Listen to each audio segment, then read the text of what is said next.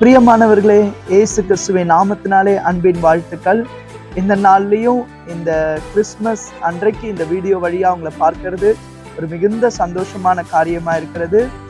யோவான் 3வது அதிகாரம் 16வது வசனத்தில் இப்படியா சொல்லுகிறது, தேவன் தம்முடைய ஒரே பேரான குமாரனை விசுவாசிக்கிறவன் எவனோ அவன் கெட்டு போகாமல் நித்திய ஜீவனை அடையும்படிக்கு அவரை தந்தருளி இவ்வளவாய் உலகத்தில் அன்பு கூர்ந்தார்.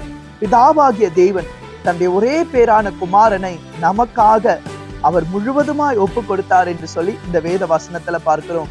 இயேசு கிறிஸ்து இந்த பூமிக்கு வந்ததனுடைய நோக்கமே பாவிகளாகிய மனிதரை ரட்சித்து பரலோக பாக்கியத்தை அவர்கள் பெற்றுக்கொள்ள வேண்டும் என்பதுதான். எந்த மனுஷனும் பிரகாசிக்கிற ஒளியா இயேசு இருக்கிறார். இந்த நாள்லயும் உங்களுக்காகவும் எனக்காகவும் இயேசு கிறிஸ்து இந்த பூமிக்கு வந்திருக்கிறார். நம்முடைய பாவங்கள்ல இருந்து விடுதலை பெறுகிறதற்காக, பிசாசுடைய கிரியைகளை அழிப்பதற்காக, நமக்கும் பிதாவாகிய தெய்வத்துக்கும் இடையிலே ஒரு நல்ல ஒரு உறவை ஏற்படுத்தும்படியா இயேசு இந்த பூமிக்கு வந்திருக்கிறார். இன்றைக்கும் இந்த கிறிஸ்துமஸ் தினத்தன்று உங்கள் அனைவருக்கும் இனிய கிறிஸ்துமஸ் நல்வாழ்த்துக்களை தெரிவித்துக் கொள்கிறேன். அன்றைய கிருபை உங்களோடு கூட இருப்பதாக. இந்த நாள்ல யாரெல்லாம் மன்னிக்க முடியுமோ நீங்க மன்னிங்க. எல்லாரோடையும் நல்ல சந்தோஷமா நம்முடைய இருதயத்தின் ஆழத்திலிருந்து வாழ்த்துதலை சொல்லி அவர்களை ஆசீர்வதிப்போம். அன்றைய நிறைவான கிருபை உங்களோடு கூட இருப்பதாக. ஆமென், ஆமென்.